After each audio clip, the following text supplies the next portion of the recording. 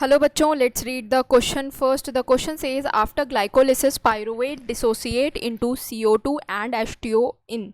तो हमसे यहाँ पर पूछा गया है जब ग्लाइकोलिसिस के बाद पायरुवेट जो है वो डिसोसिएट होता है CO2 में और H2O में, तो वो किसमें हो रहा है, आपको कहाँ पे देखने को मिलेगा. अब अगर हम बात करें बच्चों माइटोकॉन्ड्रिया की, तो ये आपकी माइटोकॉन्ड्रिया है, ठीक है ना. अब इसके अंदर ये हो गया आपका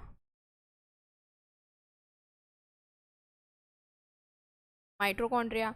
अब इसकी लेबलिंग कर देते हैं. इसकी लेबलिंग ये है कि यहाँ पर ये है outer membrane, outer mitochondrial membrane, ये है इनर माइटोकॉन्ड्रियल स्पेस, और ये है इनर माइटोकॉन्ड्रियल मेम्ब्रेन, और ये है क्रिस्टी,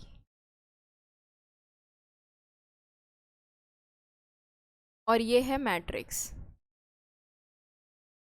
तो अब जब हम बात कर रहे हैं CO2 की, तो CO2 जब हम पायरुविक एसिड को कन्वर्ट करते हैं ना, तो जो CO2 होता है वो आपको कब फॉर्म होते हुए दिखेगा, वो आपको क्रैब साइकिल के अंदर फॉर्म होते हुए दिखेगा, क्रैब्स साइकिल के अंदर, ठीक है ना.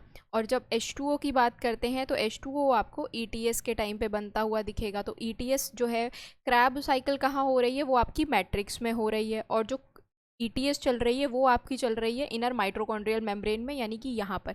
तो जब जो CO2 है वो तो पहले से ही यहाँ पर था मैट्रिक्स में, और जब ETS हुई और जो H2O बना वो भी अंदर की तरफ बना, यानी कि वो भी अल्टीमेटली कहाँ आ गया, मैट्रिक्स में आ गया. तो इन दोनों को जो है आप देख सकते हो कहाँ पर, मैट्रिक्स में. तो हमसे ये जो पूछा गया था कि ग्लाइकोलिसिस के बाद जो पायरुवेट डिसोसिएट होता है इनटू CO2 एंड H2O, वो कहाँ पर होता है. तो साइटोप्लाज्म में नहीं हो रहा बच्चों, माइटोकॉन्ड्रिया में हो रहा है, ये गलत हो जाएगा.